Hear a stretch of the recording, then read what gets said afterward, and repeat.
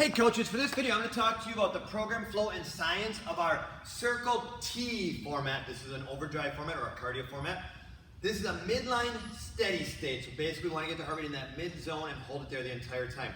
Now you can check your sheet and that'll show you obviously exactly what's on the floor. What you'll notice on this one is there are 8 stations but 6 moves because 2 of the moves are repeated.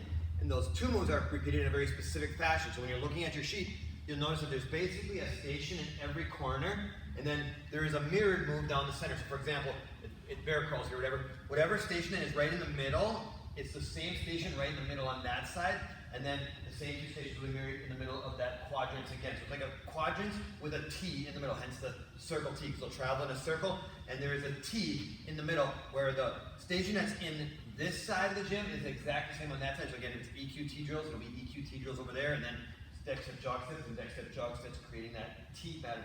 Which again, you'll see that when you're looking at your sheet for whatever the format is on this one. But there's a very specific reason for that, and that's kind of the big thing I want to talk about. That's why I'm explaining. That's how it's set up, and it's set up like that for a reason. The goal today in that format is keep that heart rate in that mid zone, so kind of anywhere, realistically, as long as they're in the cardio, really, as long as they're above that, 120 technically, but we probably want to be somewhere in that 130 plus, so anywhere.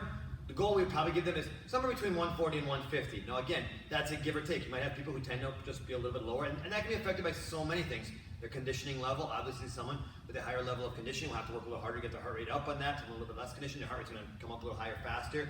Younger and older, medication on, so all these things are going to factor in. But the goal here would be kind of in that mid zone. They should never be completely out of breath. If we see someone hugging their knees, they've gone way too hard, we want to bring them down.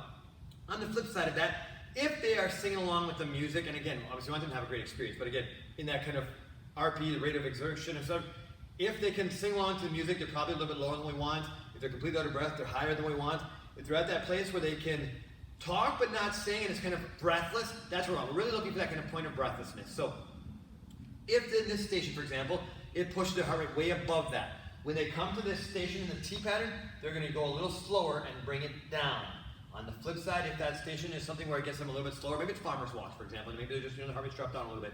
When they come to this station, we're going to have them pick it up. So the stations that are in that T format, those 2 mirrored stations, are designed specifically to give them the ability to either go faster or slower to bring the heart rate in. So again, the goal would be to average somewhere in that mid zone. So again, we know that the station might push them a little higher. We know that that station might push them a little lower, depending on what we're trying to get out of that program, kind of the moves we want to put into that. But those T moves, like I said, maybe it's an EQT drill, maybe it's a deck step, jog step. It's something where if my heart rate is 180 and I'm on that verge of kind of being completely out of breath, I can just do that with that level 1, just kind of stepping as I bring the heart rate down before I go into that next corner. On the flip side, I just came off of something. So again, maybe I did farmer's walks and I'm at a 120, I want to get it back to 140. I'm going to do my jog steps a little faster. Maybe it's a bear crawl and I got my heart rate up to 175. I'll go a little slower on that, and it'll be that same way with either one of those mirrored options. The other thing on how this one works, it's a 35-second set with 15 seconds to rotate. And there is an extra time as we rotate around. So basically their water break is that 15 seconds to rotate, so they probably don't want to carry their water bottle with them on this one. But it's 35 seconds on, 15 seconds to rotate, 35 seconds on. So again, I might have that heart rate come down a little bit for 35 seconds. I use this to bring this back up again. And it might go up a little bit again to bring the next one to bring it down. So it doesn't matter. It's going to look more like this, but when we're coaching it, we want to be kind of looking and kind of watching for that, it looks like, yep, they can sing along and they're not, even out of breath at all. Probably encourage them to maybe pick it up a little bit on those T stations.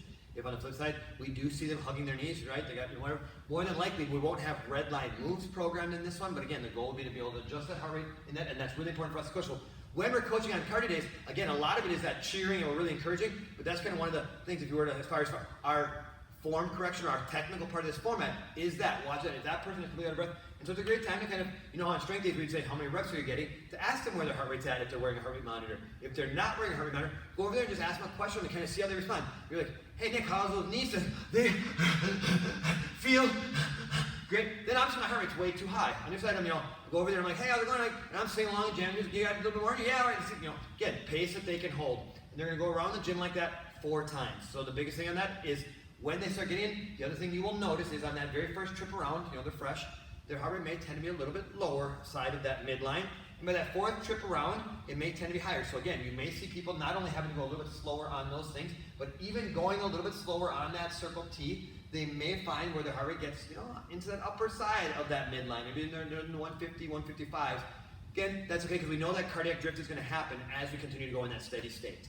This is the science, programming, and coaching style for our Circle T format.